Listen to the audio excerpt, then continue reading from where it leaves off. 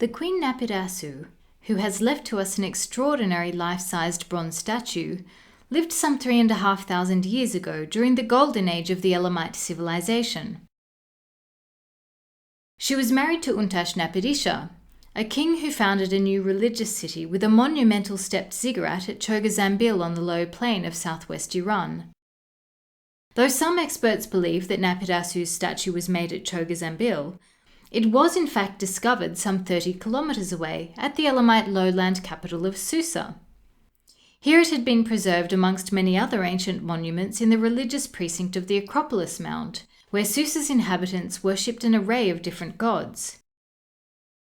Working near the castle they had built, using ancient bricks to house themselves and their finds, the French archaeological mission at Susa unearthed the statue in January of 1903.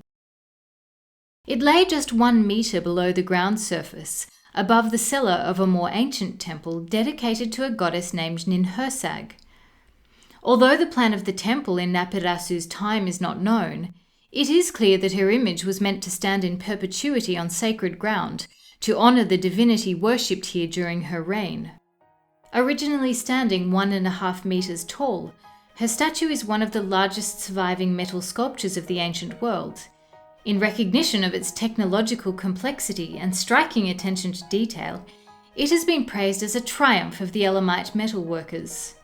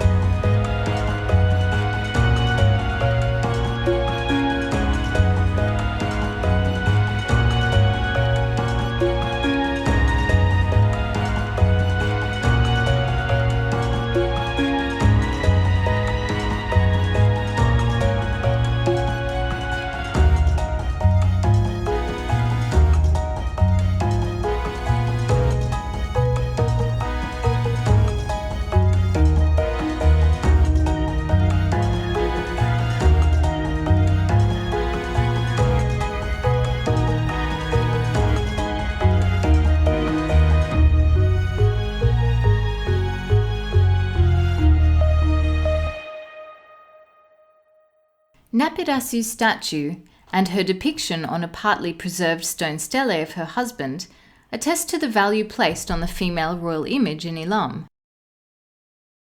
Though Napir Asu's head survives neither on her statue nor on Untash Napirisha's stele, her appearance can be guessed based on images of other elite Elamite women displaying the idealized female features of her day.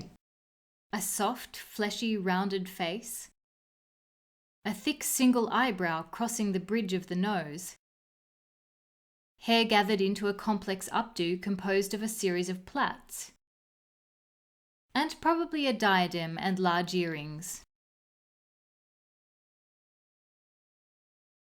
An inscription engraved on the skirt contains a protective curse against he who would seize my statue, who would smash it, who would destroy its inscription, who would erase my name. But the curse was not enough to save the Queen's statue from an act of vandalism in antiquity, which removed the head, left arm, and lower sections of the skirt. Nevertheless, difficult to move at 1.75 tons, she remained in the temple for thousands of years. After removal from the site by the archaeologists, Napir Asu's image was nearly lost in the nearby Karun River. The simple contraption that had been improvised to transfer her onto a boat for her long journey to France broke under her weight.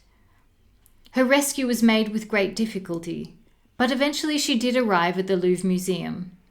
Here she still stands today in the display halls as an emblem of Elam's golden age.